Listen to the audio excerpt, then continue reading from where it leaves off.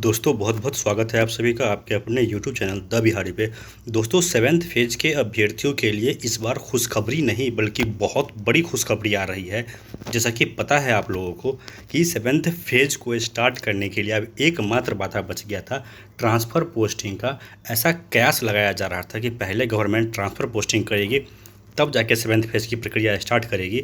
लेकिन जिस स्तर पे आंदोलन किया गया अभ्यर्थियों के द्वारा, आंदोलन का जो दबाव पड़ा है, इसका असर अब साफ सरकार के ऊपर दिख रहा है। और अब ये साफ हो गया है कि पहले सेवेंथ फेज होगा, उसके बाद ट्रांसफ़र पोस्टिंग होगी।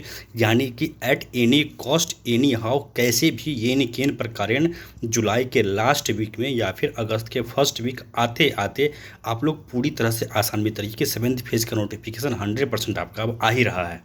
ये देख सकते हैं आप अपने स्क्रीन पे, ये दैनिक भास्कर समाचार पत्र का आज का न्यूज़ कटिंग है, न्यूज़पेपर कटिंग है।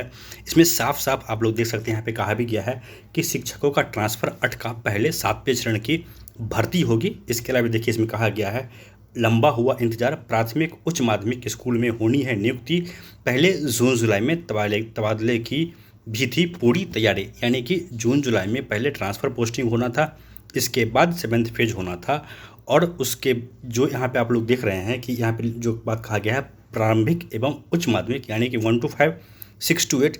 लेकिन जो STET के अभ्यर्थी हैं, बिहार STET 19 के अभ्यर्थी हैं, जो मेरिट नॉट मेरिट के अभ्यर्थी हैं, इसको देख करके वो लोग थोड़ा परेशान हो जाते हैं कि यहाँ पे बात तो सिर्फ प्राइमरी अपर प्राइमरी की हुई है, माध्यमिक उच्च माध्यमिक का क्या होगा, STET 19 का क्या होगा, मेरिट नॉट मेरिट का क्या होगा। तो मैं आपसे बार बार कह रहा हूँ कि इस चीज़ के लिए आप लोग पूरी तरह से निश्चिंत रहिए। जब भी बहाली आएगी तो सबों की साथ आएगी, या फिर पहले STET 19 वाले यानी कि माध्यमिक उच्च माध्यमिक की आएगी। लेकिन जिस तरह से प्राइमरी और अपर प्राइमरी वालों ने सरकार के ऊपर दबाव बनाया है, अब इस बात का संभावना कम है कि पहले माध्यमिक उच्च माध्यमिक किया, जब भी आएगी तो सबों के साथ आएगी। लेकिन पहले ऐसा गवर्नमेंट का मनसा था कि पहले माध्यमिक उच्च माध्यमिक की बहाली कराई जाए, फिर प्राइमरी अपर प्राइमरी का बहाली कराया जाए।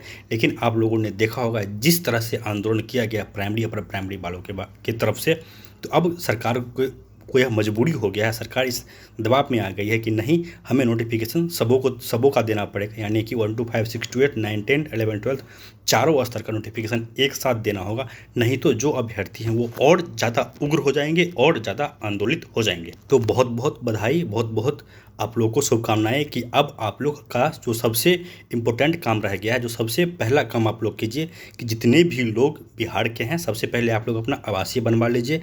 इसके बाद जो लोग जिस जिस कैटेगरी में है, जो OBC में है, BC में है, SC में है, ST में है, इसके अलावा जो EWS में, सब लोग अपना अपना डॉक्यूमेंट पूरी तरह से प्रिपेयर्ड करके रखें। क्योंकि अगर एक भी डॉक्यूमेंट आपका मिसिंग होता है तो फिर आपको दिक्कत हो सकता है। और यहाँ पे मैं एक बात और जोर दे के कहना चाहूँगा, खास करके वो कैंडिडेट जो EWS के तहत जिन लोगों ने अप्लाई किया है, आपके पास जो EWS का सर्टिफिकेट होना चाहिए, वो सर्टिफिकेट करंट का तो होना ही चाहिए। क्योंकि सेवेंथ फेज में आपको जो EWS का लाभ तभी मिलेगा जब आपके पास करंट का EWS सर्टिफिकेट होगा। साथ ही साथ आप लोग अगर STET 19 के अभ्यर्थी हैं, मेरिट नॉट मेरिट के हैं, और अगर आप EWS कैटेगरी से क्वालिफाइड हैं, तो आपके पास जिस समय नोटिफिकेशन आया था, जिस साल वैकेंसी आया था, उस समय का भी EWS सर्टिफिकेट आपसे मांगा जाएगा। क्योंकि EWS का जो कैटेगरी है, इसका जो भी सर्टिफिकेट होता है, ये वैलिड होता है फॉर ओनली 1 ईयर, मात्र 1 साल के लिए आपका सर्टिफिकेट वैलिड होता है। इसीलिए जिस वक्त आपने अप्लाई किया था उस वक्त भी आप EWS में होने चाहिए, आपके पास उस वक्त का भी EWS सर्टिफिकेट होना चाहिए। और साथ ही साथ जब सेवेंथ फेज का नोटिफिकेशन आएगा, उसमें भी आप देखेंगे कि एक डेडलाइन दिया जाएगा, एक डेट दिया जाएगा कि इस डेट से पहले आपके पास ये पात्रता होनी चाहिए। तो उस डेट से पहले का भी आपके पास EWS सर्टिफिकेट होना चाहिए। यानी इन शॉर्ट अगर मैं कहूँ तो STET 2019 में आया था, तो आपके पास 19 का भी सर्टिफिकेट होना चाहिए।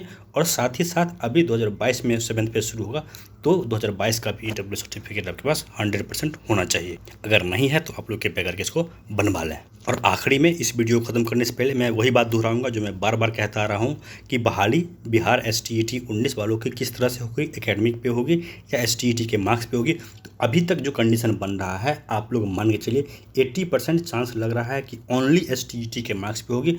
नहीं तो ऐसा हो सकता है कि कुछ वेटेज एकेडमिक का दिया जाए और मैक्सिमम वेटेज STET के मार्क्स का दिया जाए। इसी आधार पर बहाली होने की संभावना अभी तक बन रही है।